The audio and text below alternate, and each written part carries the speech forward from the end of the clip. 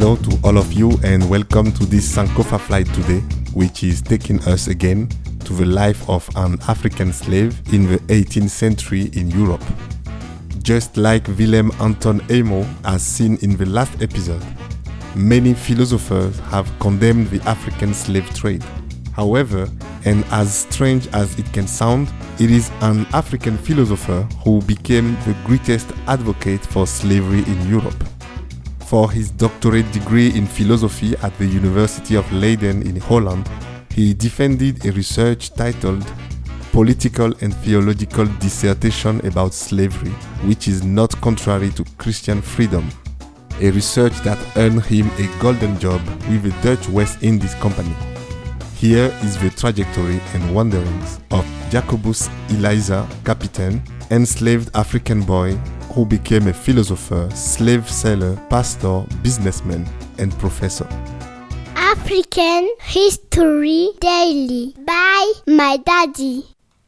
Born in 1717, he was enslaved and sold around the age of 7 or 8 to a certain Steenhard, a Dutch ship captain, who introduced him to Jacobus van Gogh, a postman of the Dutch West Indies Company in Shama in the present Ghana.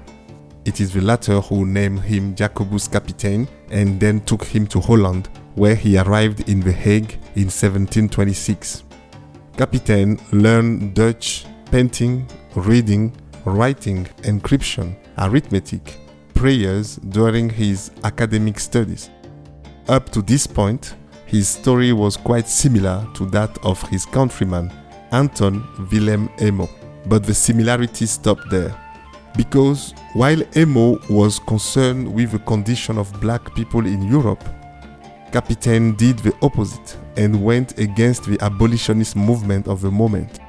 In fact, on March 10, 1742, he delivered a speech in Latin at the University of Leiden in which he dealt with the following question: is slavery contrary to Christian freedom? Published in Latin and Dutch, he argued that if Christian love can prevent Christians from treating their slaves with cruelty and allow them that after a while these slaves are freed, then slavery is not contrary to the gospel nor to the Christian freedom. In other words, he was defending slavery. After his ordination as a priest on May 1742 in Amsterdam, at the age of 25 years old, he was appointed preacher and as a schoolmaster in Elmina in Ghana. Jacobus Capitein obtained then very advantageous working conditions. He was paid a very comfortable monthly salary, the second largest salary in the company offices in Ghana. Once in Ghana, Capitein opened a school for young black and mulatto boys and received about 20 children who learned the principles of Christianity. Amongst them, 12 boys and 2 girls sent by the king of the powerful Ashanti kingdom, Opokuware. The king then asked the superior of Capitein that these young people be sent to Holland to learn reading and writing and music, and he took care of paying their school fees with 10 elephant tusks. Capitein also translated religious texts and the 10 Commandments into local language for use in his school.